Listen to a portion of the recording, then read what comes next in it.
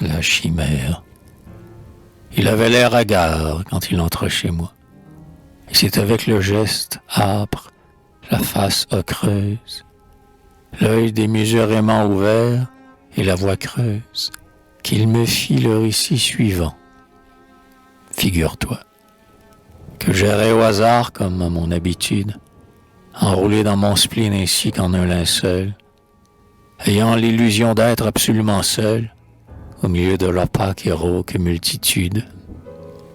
Fils de ma dangereuse imagination, mille sujets hideux plus noirs que les ténèbres défilaient comme autant de nuages funèbres dans mon esprit gorgé d'hallucinations.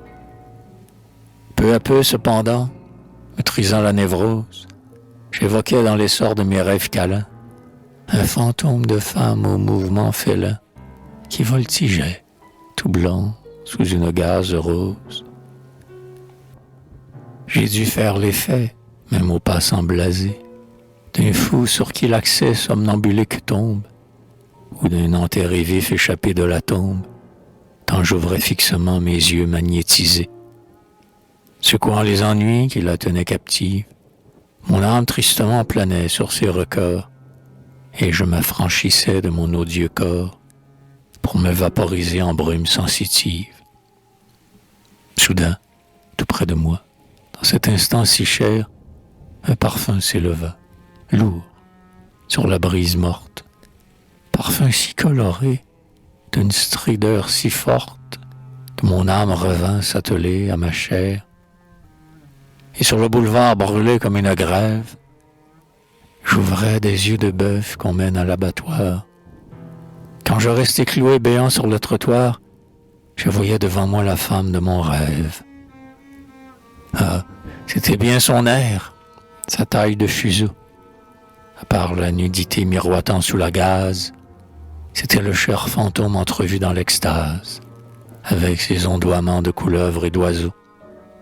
Certes, je ne pouvais la voir que par derrière, mais comme elle avait bien la même étrangeté que l'autre, et je suivis son sillage enchanté, dans l'air devenu brun comme un jour de clairière. Je courais, angoisseux et si loin du réel, que j'incarnais déjà mon impalpable idole, dans la belle marcheuse aux frissons de gondole, qui glissait devant moi d'un pas surnaturel.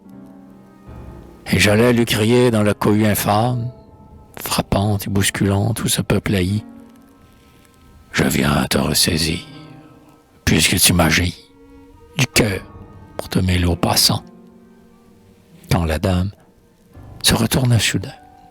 Oh, je vivrai 100 ans que je verrai toujours cet ambulant squelette, véritable portrait de la mort en toilette, vieux monstre féminin que le vice et le temps, tous deux, avaient tanné de leur terrible hâle, tête oblongue sans chair que moulait une peau sépulcrale, et dont les paupières de crapaud se recroquevillaient sur des prunelles pâles.